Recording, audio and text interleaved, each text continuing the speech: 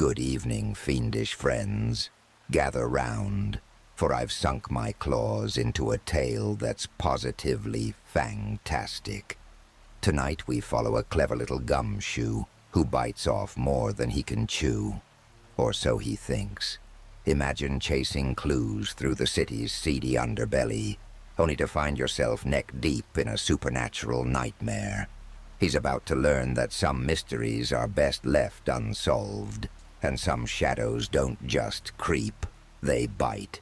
So grab your garlic, stake your claim, and sink those pearly whites into the fanged familiar. I didn't believe in the supernatural, not the way people do, with their ghost stories or half-baked conspiracy theories. I was a detective, grounded in evidence, facts, and things that could be touched, weighed, measured. I relied on what was concrete, what was real. But then I took on the case of the disappearances that had been creeping through this city like a sickness, spreading unnoticed for weeks. At first, it seemed like just another routine missing persons case. A few people gone without a trace. Nothing unusual for a city that never sleeps. A city that swallows up the lost and the broken. The police had some leads, but nothing solid. Just another crime gone cold. Another headline that would fade into oblivion. But there was something different this time. Something undeniable. An unsettling silence. A tension thick in the air like a storm waiting to break. It wasn't just the cases themselves, but the way the city felt, as if something invisible was watching from the shadows, pulling strings behind the scenes, just out of reach. I was called in because I was the best at solving these kinds of things. A no-nonsense detective who didn't buy into myths or supernatural nonsense. I trusted in facts, real things, things that could be touched, examined, understood. But there was a nagging feeling in the back of my mind, one I couldn't shake, no matter how much I tried to push it away. Something told me this wasn't just another case. Something different was at play here. I stood at the threshold of the last known location of the most recent missing person, a rundown bar in the city's old district, a place that hadn't seen sunlight or life in years. It was called the Blackened Fang, though the name seemed more like a warning than anything else. On the outside, it looked like any other dive bar, a peeling sign, a flickering neon light, its doors perpetually open, but there was something off about it. The air around the building felt thick, like something invisible was pressing in on me, watching, waiting. As I stepped closer, the hairs on the back of my neck prickled, the faintest whisper of movement brushing past my ear. I turned quickly, but nothing was there, just the stale scent of mildew and old whiskey, like the place had been sealed away in time, forgotten. I pushed through the door, the bell above it barely making a sound, almost like the place itself was holding its breath. Inside, the air was thick with the kind of darkness that didn't just block out light, it swallowed it whole. The shadows in the corners moved, like they were alive, twitching as if they were watching me. A few patrons lingered at the bar, their faces obscured by the dim lighting, but their eyes were unmistakably on me.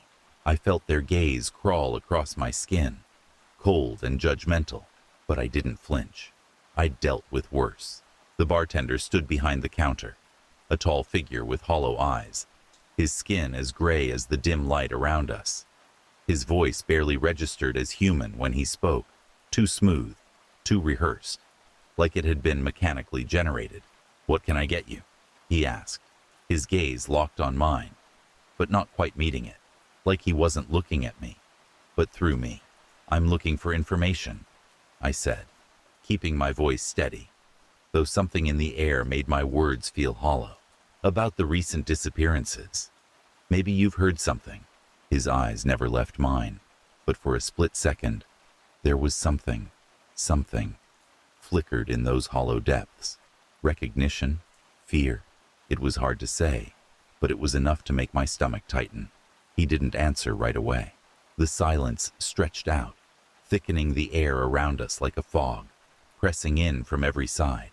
The hairs on the back of my neck stood on end, and I could feel my heartbeat picking up pace. There was something in that moment, something he wasn't saying.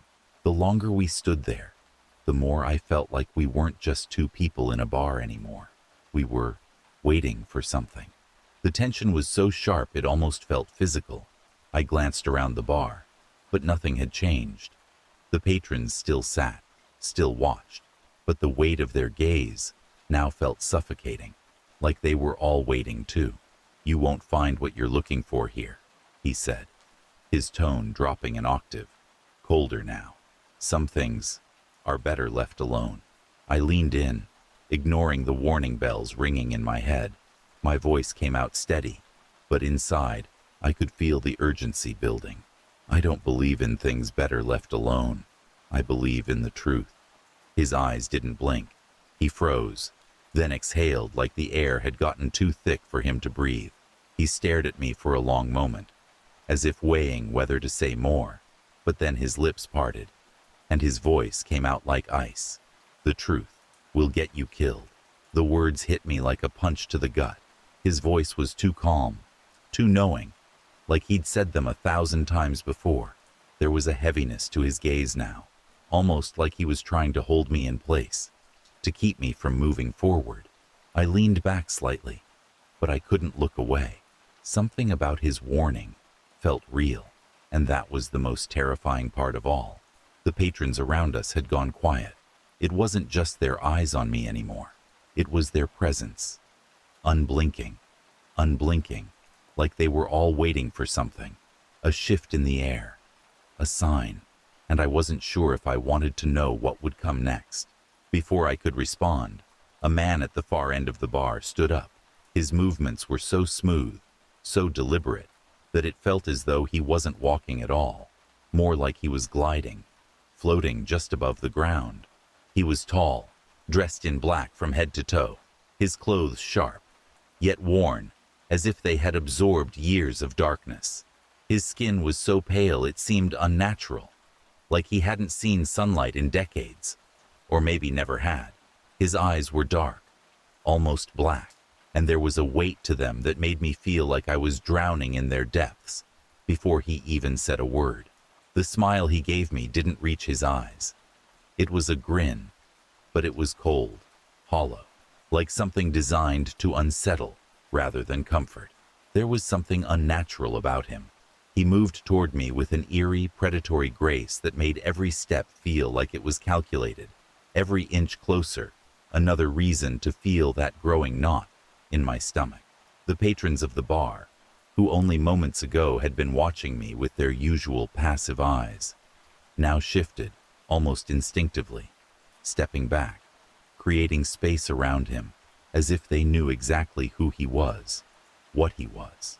I tried to remain still, but I couldn't shake the feeling that the room had suddenly gotten smaller, as if the very air around me was thickening with something I couldn't understand. He stopped just short of me, his gaze locking onto mine with an intensity that felt like it could burn through my skin. "You're digging in places you shouldn't be, detective," he said, his voice smooth and cold, like velvet dipped in poison. My heart raced, but I held my ground, stepping back only slightly, keeping my posture firm. "I don't take threats lightly.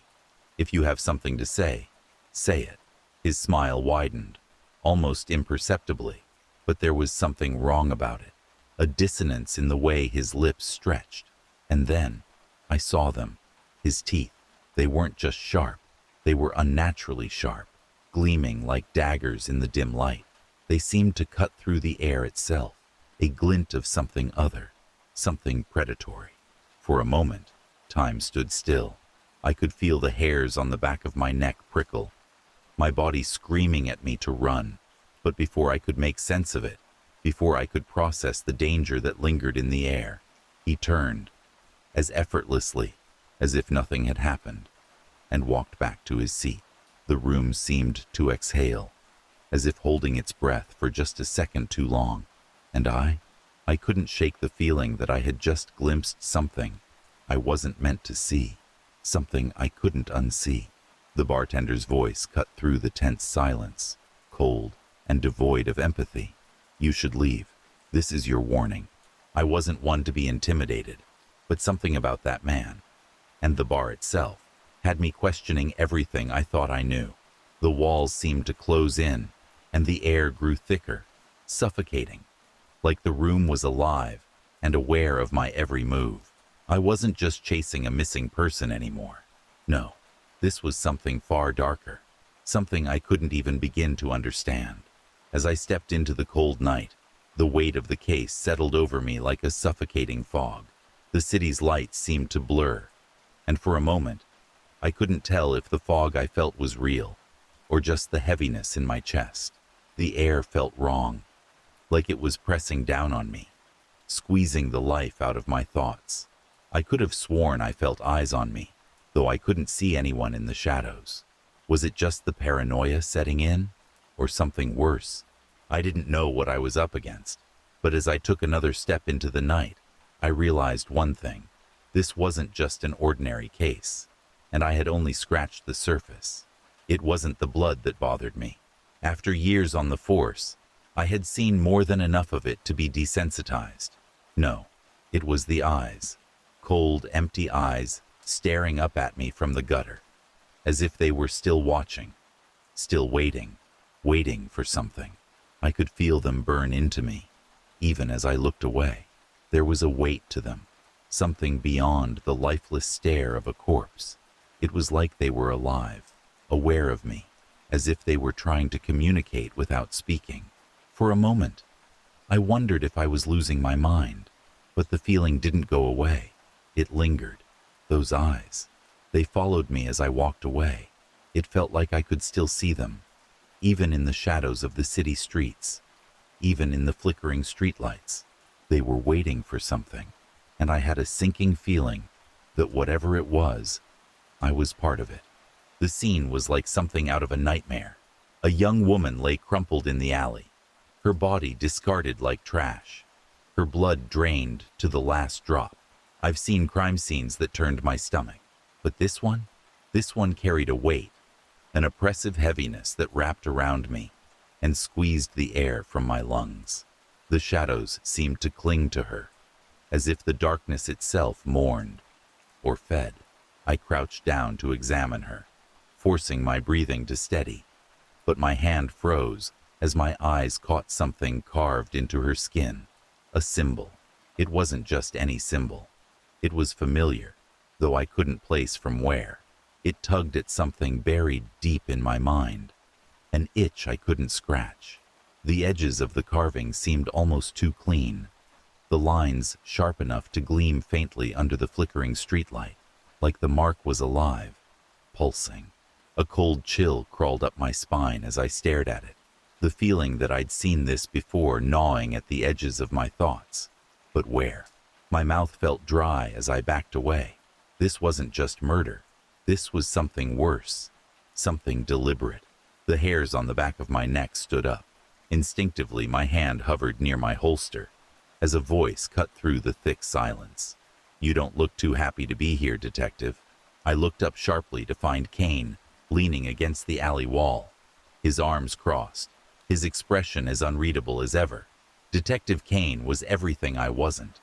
A man who believed in things I couldn't see, couldn't touch, while I clung to logic, to evidence. Kane lived in the shadowy world of folklore and superstition. He didn't just tolerate the stories, he embraced them. "You're late," I said, trying to steady my voice. Kane smirked, the faintest twitch at the corner of his mouth. "Couldn't let you have all the fun." He pushed off the wall and crouched next to the body, his sharp eyes scanning the scene, like he was searching for something invisible to me. "What do you see?" "Another senseless murder," I said flatly. "What do you see?" Kane's gaze flicked to the symbol carved into her skin, and his face darkened. "Trouble," he muttered. His voice had a weight to it, like he wasn't just talking about this alley, or even this victim. It was like he saw the bigger picture, one I didn't believe existed. I crossed my arms. "Don't start, Kane. I don't have time for ghost stories." He stood, brushing off his hands. "This isn't a ghost story, partner. This is folklore with teeth, and if you don't start believing in it, you're not going to survive this case. And yet, standing in this alley, I couldn't shake the chill creeping up my spine.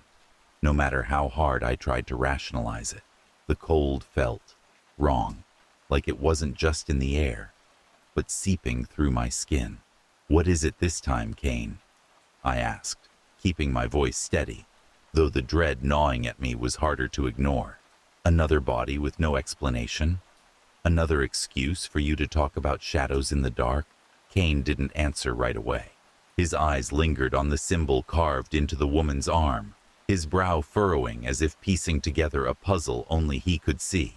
Then, he glanced over his shoulder, his movements slow and deliberate, like he was trying not to startle whatever might be watching. "You feel it, don't you?" he finally said, his voice low. "Feel what?" I snapped, more forcefully than I intended. Kane turned back to me, his expression unreadable but heavy with meaning.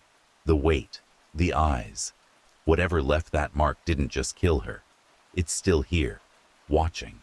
A shiver ran through me before I could stop it. "That's your imagination talking," I said, though my words felt hollow even to me. "There's a logical explanation for this." "There always is." Kane stepped closer, his tone sharper now. "Not this time, partner. Some explanations don't fit into neat little boxes, and if you keep looking for one, it might just get you killed." "You don't get it, do you?" Kane said, his voice barely above a whisper, yet it cut through the silence like a blade. "This isn't just another murder. It's something older, something that doesn't stop until it's finished." I stood, brushing off the grime on my coat, and locked eyes with him. "Save it, Kane. I don't deal in fairy tales or ancient curses. I deal with facts, and facts don't lie." Kane let out a slow breath, his jaw tightening, as if biting back words he knew I wouldn't believe. His eyes, though, those told a different story. "You keep looking for facts, partner," he said, his tone sharper now, almost pitying. "But whatever this is, it's already looking back, and if you keep ignoring it, you'll miss the biggest case of your career." I opened my mouth to retort, but something in his expression stopped me. It wasn't anger or frustration. It was fear, and just like that, the atmosphere shifted. The air grew heavier, suffocating, as if the city itself was bracing for something it couldn't contain. The distant hum of traffic faded into an eerie stillness, leaving only the faint echo of my own breathing. This wasn't just another case. It felt personal, like the city's buried truths were clawing their way to the surface. I didn't know what I was about to uncover, but deep down, I knew. The secrets festering in these streets weren't just dark. They were alive, feeding on the fear and silence of those who dared not speak. And nothing, no training, no logic, could prepare me for what was coming. I tried to shake off the unease as we made our way to the morgue, but the image of that symbol burned itself into my mind. It wasn't random. This wasn't the careless act of some deranged killer. No, this was precise, ritualistic, and ancient. Each line carved into the skin seemed to carry weight, a language older than the city itself. The worst part?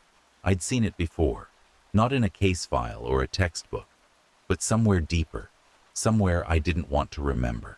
It clawed at the edges of my mind, pulling me toward a truth I wasn't ready to face. And with every step closer to the morgue, that truth felt less like a revelation and more like a reckoning. Kane was uncharacteristically quiet as we walked through the sterile, echoing hallways of the morgue. The fluorescent lights buzzed overhead, casting a sickly, uneven glow that seemed to pull the life out of the place. His usual bravado was gone, stripped away, and replaced by a taut silence that made the air between us feel heavy. He wasn't just quiet. He was waiting, waiting for something, waiting for me to see what he already understood. We stepped into the cold room, and the sterile chill sank into my bones. The medical examiner moved methodically, unwrapping the victim's body with the care of someone handling something sacred or cursed. My gaze flickered to Kane. He didn't flinch, didn't blink.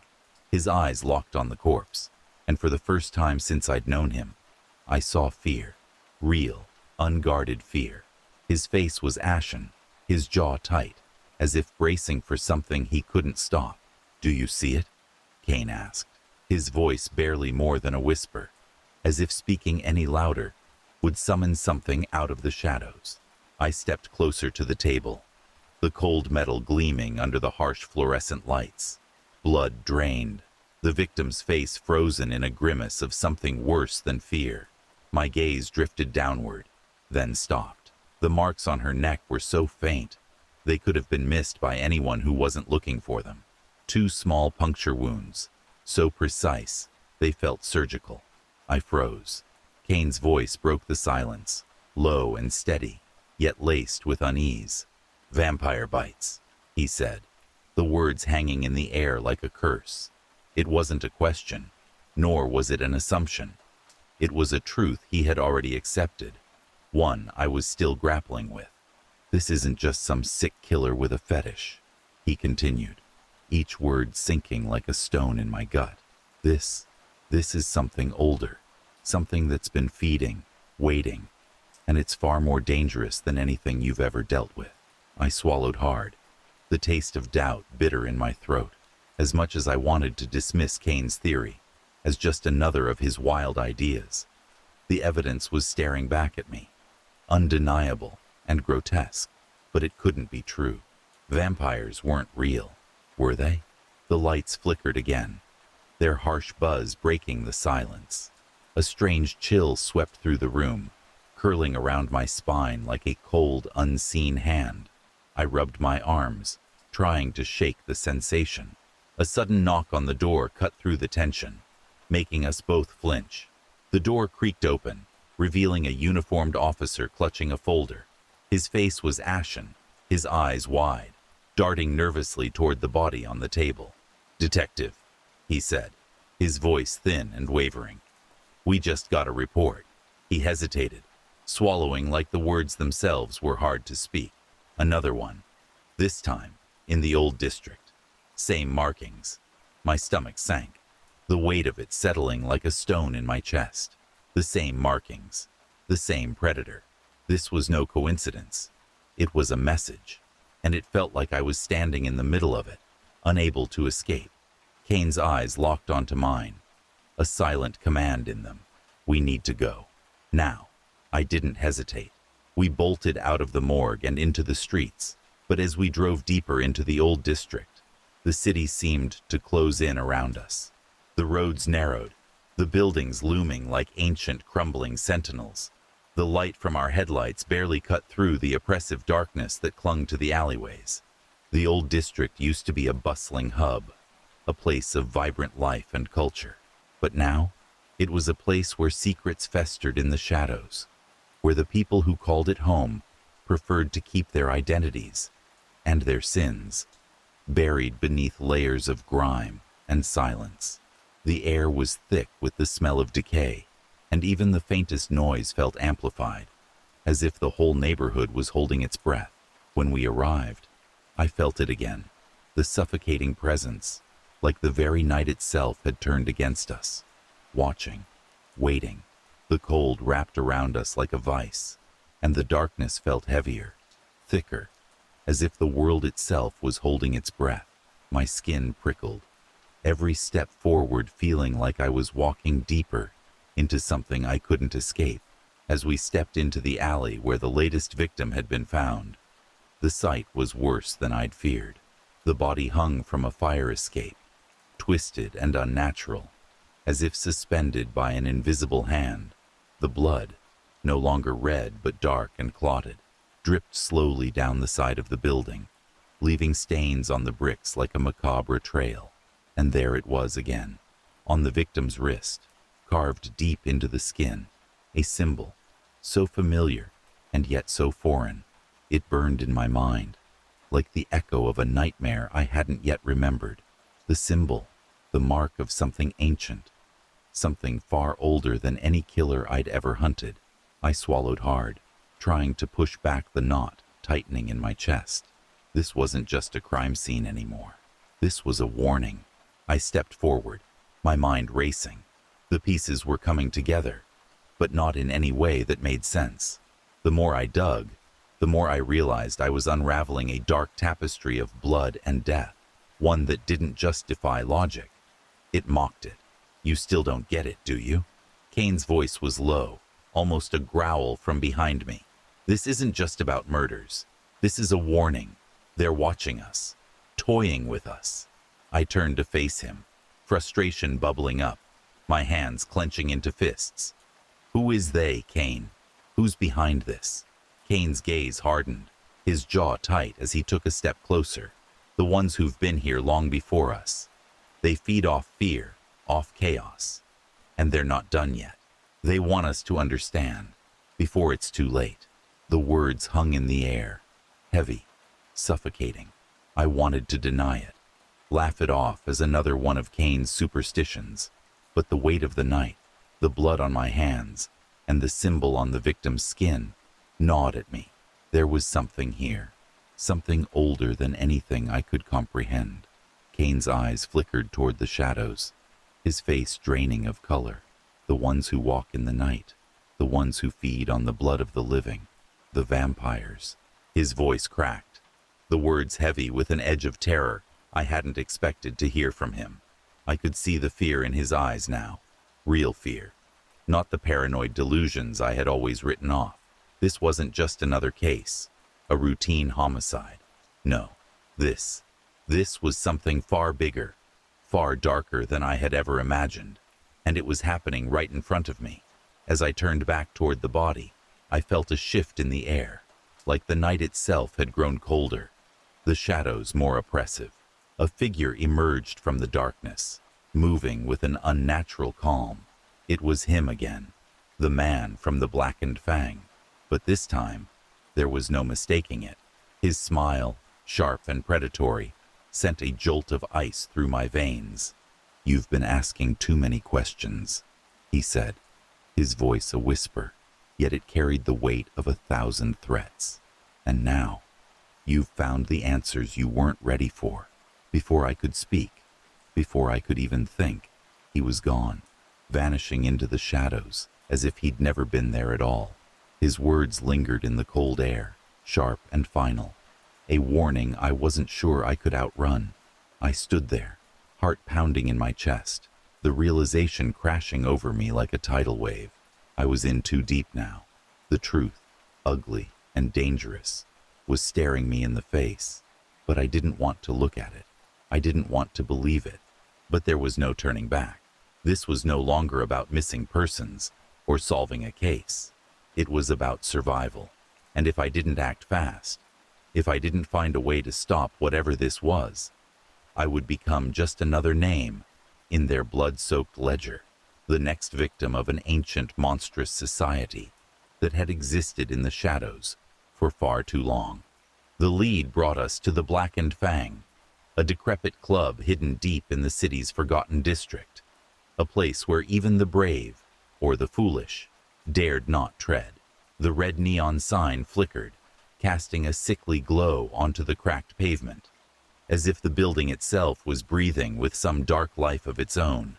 The air was thick with the scent of mildew, stale cigarettes, and something far worse, a heavy metallic tang that made my stomach twist. Inside, the atmosphere was stifling. The walls were stained with time, peeling paint and grime, as though the club had been abandoned by daylight for decades. The low murmur of voices blended with the distant beat of music, but there was something off about it all. The laughter that echoed from the shadows didn't sound quite human, and the eyes that flicked toward me from every corner seemed hungry. This wasn't just a club. It was a den for the kind of people, or things, that existed in the darker corners of the city, the ones that didn't just walk in the night, but owned it. Kane and I pushed through the heavy wooden doors, and the air hit us like a suffocating wave. It was thick, stifling, and carried the distinct metallic tang of something foul, something that felt ancient and wrong. The dim light barely illuminated the room, casting long shadows that seemed to twitch and pulse, like they were alive. The patrons barely acknowledged our presence, their faces half hidden beneath the hoods of dark, worn jackets, their movements unnervingly fluid, almost too graceful, like they weren't bound by the same rules of the world we were. At the bar sat the man I had seen before, the one who had warned us to stop asking questions.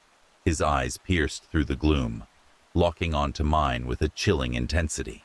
A slow, predatory smile spread across his face, one that didn't quite reach his eyes that gleamed with an unsettling darkness.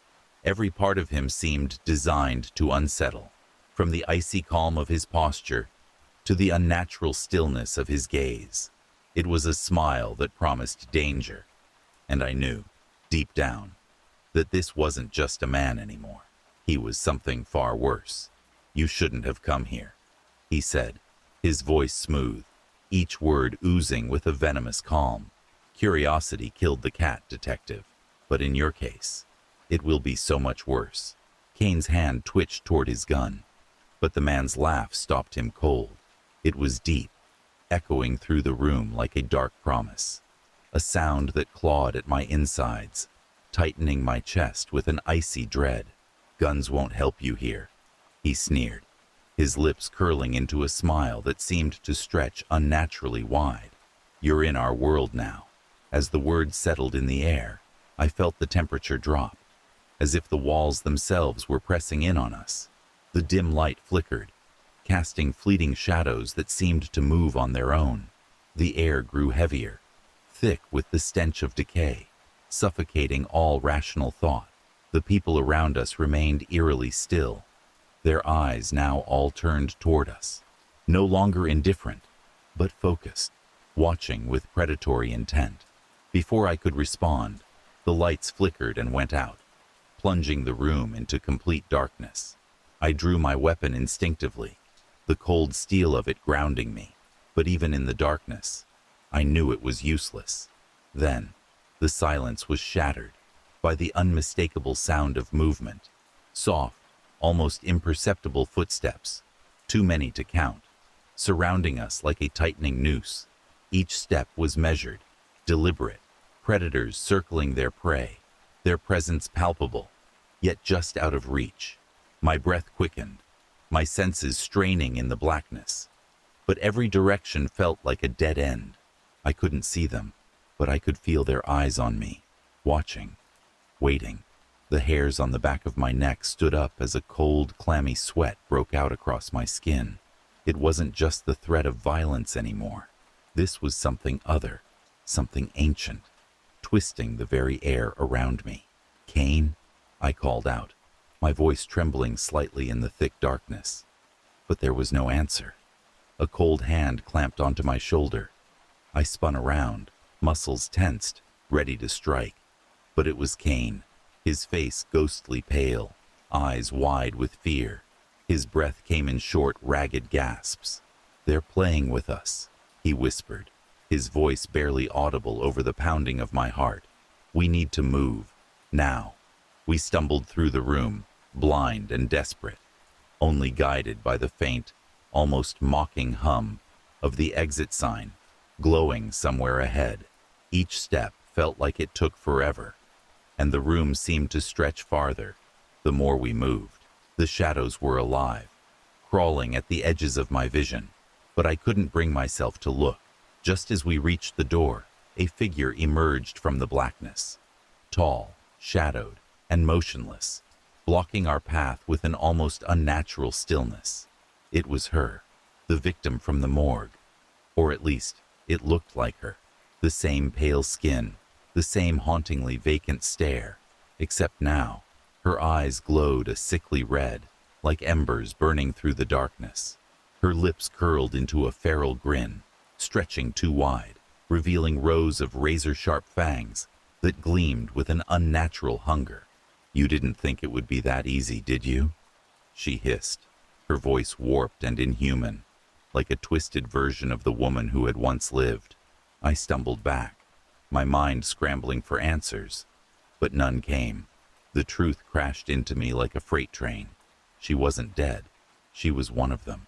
Something far older and more dangerous than I'd ever imagined.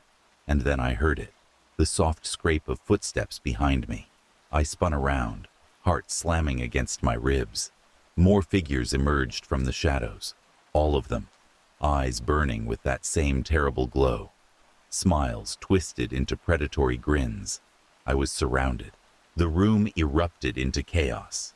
Shadows slithered and moved with inhuman speed, closing in around us like a pack of ravenous beasts. Kane fired his weapon, the muzzle flash lighting up the nightmare for a split second. Figures with glowing eyes and blood-stained teeth, their faces twisted into grotesque snarls of hunger. But it wasn't the vampires that terrified me the most. It wasn't even the claws and teeth that slashed through the air. The feeling of death closing in. It was what Kane said next, his voice cutting through the madness like a dagger. "You still don't understand," he shouted, his breath ragged, eyes wide with genuine fear. "They've been watching you, waiting for this moment. They didn't want me. They wanted you." The words hit me like a physical blow. I froze, caught between rage and horror. The vampires, the creatures I thought were just an ancient nightmare. They had been stalking me this entire time. I wasn't just in the wrong place at the wrong time. I was the target. I froze, Kane's words cutting through the panic like a blade. "What the hell are you talking about?" My voice trembled, but I couldn't stop myself from demanding answers. "You're not just investigating them, partner," Kane said, his voice barely a whisper, trembling. "You're connected to them." The weight of his words hung in the air like a suffocating fog. I was about to demand an explanation, to scream at him to make sense of this madness. But before I could, the man from the bar appeared, silent, moving with an unnatural fluidity. With impossible speed, he was on Kane in an instant, his cold hand wrapping around Kane's throat, lifting him off the ground as though he weighed nothing. Kane's eyes bulged, his hands clawing at the vampire's grip, but it was like watching a child fight against a storm. I stood there, paralyzed, the blood pounding in my ears, the world spinning around me. The vampire's eyes locked onto mine, unblinking, like a predator savoring the moment before the kill. "Make a sound, and your friend dies," the vampire whispered, his voice low and dripping with malice. His grin spread across his face, sharp teeth glinting in the dim light. "Your friend is right," the man said, his voice low, dripping with malice. The words crawled into my mind like something vile, uninvited. "You've been chosen, detective. Chosen since the day you were born." My heart skipped. My breath caught in my throat. Every nerve in my body screamed at me to run, but my legs refused to move. And then, with a final sickening twist, he whispered the words that shattered everything I thought I knew. "You're one of us." The ground beneath me felt like it was shifting, warping into something dark and alien. A wave of cold washed over me, my body going numb, as if I'd just been dunked into ice. The world blurred, my thoughts muddled by the sheer weight of his words. I staggered back, the room spinning, my mind unable to process what had just been said. My pulse raced in my ears, drowning out all other sounds. My gaze flicked toward Kane, but he was barely conscious now, hanging limp in the vampire's grip. "No," I breathed, shaking my head, trying to push the thought out. This couldn't be true. It was a game, a lie. But as I stared at the vampire's cold eyes, the creeping dread slithered up my spine, and I couldn't shake the feeling that somehow, he was telling the truth. I couldn't breathe. The words hovered in the air, thick and suffocating, pressing down on my chest, until I thought I might collapse. "You're one of us." The shock hit me like a physical blow, sending tremors through my body. I wanted to scream, to deny every word he'd said, but deep down, something stirred.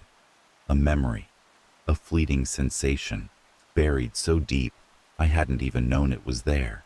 It was a coldness, a hunger that had always been just beneath the surface, lurking at the edges of my mind. "No!" I shouted, forcing the words out through clenched teeth. "You're lying!"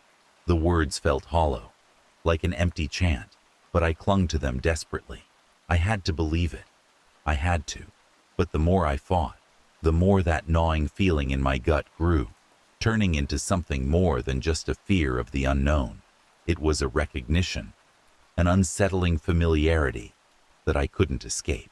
I saw it now, the flickering shadow of something primal inside me. It was always there, hidden beneath the facade I had built for years, the part of me that belonged to the night. A terrifying truth began to settle in my mind, chilling me to my core. Maybe, just maybe, he wasn't lying. The man smiled, a cruel, knowing smile that seemed to stretch wider with every second. Am I? Think back, detective. Haven't you always felt different? The way the shadows seem to follow you, the way you're drawn to the darkness? You've felt it, haven't you? His words were a slow poison, each syllable creeping under my skin. I didn't want to listen. I couldn't afford to. There was no time for his games. Kane needed me. The man's grip tightened around Kane's throat, his face turning blue, his eyes bulging with panic. It was like watching time slow down. I felt a flash of fear, but more than that, a burning rage. I couldn't let him die. Not like this. My fingers trembled around the grip of my gun, but they were steady enough. I raised it instinctively, the cold metal fitting snugly in my palm. In that moment, I didn't think. I acted. I pulled the trigger. The shot rang out, loud and jarring, in the otherwise suffocating silence. The bullet struck the man in the shoulder, sending him stumbling back with a grunt, releasing Kane from his grip. The room felt like it held its breath. Kane collapsed to the ground, gasping for air, while I kept my eyes on the man, who, despite the wound, didn't seem fazed, not even a flinch. "Run!" Kane gasped, collapsing to the ground in a heap of panic and pain. I didn't hesitate. Grabbing him by the arm, I hauled him to his feet, ignoring the sting of my own exhausted body. The vampires were closing in, their eyes glowing like hellfire, fangs gleaming in the dim light. The room pulsed with unnatural movement, figures slinking through shadows, their footsteps silent, but predatory. But there was one thing they hadn't counted on: my will to survive. My breath came in ragged gasps as I forced us both toward the door. Each step felt like it could be our last, but I wouldn't let that happen. I shoved past a vampire who lunged for me, feeling the brush of cold air as their claws swiped inches from my face. I fired again, the gunshot echoing like thunder in my ears. Another one fell, but it didn't slow them down. The fear in Kane's eyes was clear. He wasn't going to make it if we didn't get out of there. My own heart hammered in my chest, a frantic rhythm urging me forward. We couldn't stay here. "Almost there," I yelled, dragging him closer to the exit. The door just a few feet away, but it might as well have been miles. And then the floor trembled. A low growl reverberated through the air, and before I could react, the leader appeared in front of us. He was impossibly fast, his glowing eyes narrowing, his smile sickeningly calm. We burst through the exit, the cold night air slapping my face, sharp and biting. It was a bitter reminder that we were still alive, but for how long? I half dragged, half carried Kane down the alley, each step heavier than the last. My pulse thudded in my ears, drowning out everything else. As if my heart knew the truth, we were desperately trying to outrun. The vampires didn't follow us. Not immediately, but I knew why. They didn't have to. They had already planted the seed of doubt, and they were letting it fester. I could feel it creeping inside me, gnawing at my sanity. Could it be true? Was I really one of them? We stumbled into the nearest precinct, the harsh fluorescent lights blinding after the suffocating darkness of the club. The stark white beams felt like a cruel joke against the chaos swirling in my head. I collapsed into a chair, my legs finally giving out beneath me.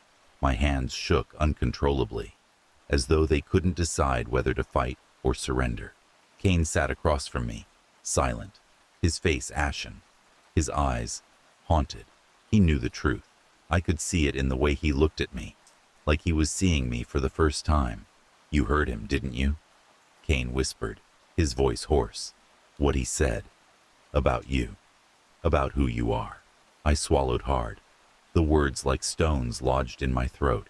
The room seemed to close in on me, the fluorescent lights flickering above, as if they were as uncertain as I felt. "I don't know what to believe anymore," I muttered. What if he was right? What if I was one of them? "What the hell just happened back there?" I demanded, my voice raw, edged with the panic that still gripped me. I couldn't shake the feeling that we were running out of time, running from something I couldn't even fully comprehend. Kane stared at me for what felt like an eternity, his eyes haunted, like he was seeing a stranger sitting across from him. Then, finally, he sighed, a sound that held more weight than any words could. "You're not like them," he said, his voice low, almost weary. His gaze dropped to his hands, as if the truth was too heavy to meet my eyes directly. "Not yet, but they've marked you. They've been watching you your whole life, waiting for the right moment to pull you into their world." His words hit me like a slap, my stomach twisting with a mixture of dread and disbelief. Marked me, watched me, my whole life. The idea felt absurd, but a part of me, deep down, buried under layers of denial, knew it was true. A gnawing sensation, something ancient and familiar, stirred inside me. "Marked me," I repeated, my voice trembling. "What the hell does that mean?" Kane finally met my gaze, his eyes filled with a mix of sorrow and something darker. "Fear, maybe. It means they've been preparing you. You've always been a part of this world, whether you knew it or not. They've been waiting for you to awaken." I could barely process the words. It was too much, too impossible, but I could feel the truth settling in, cold and heavy like a shadow that refused to leave. "Awaken?" I choked out, my throat dry.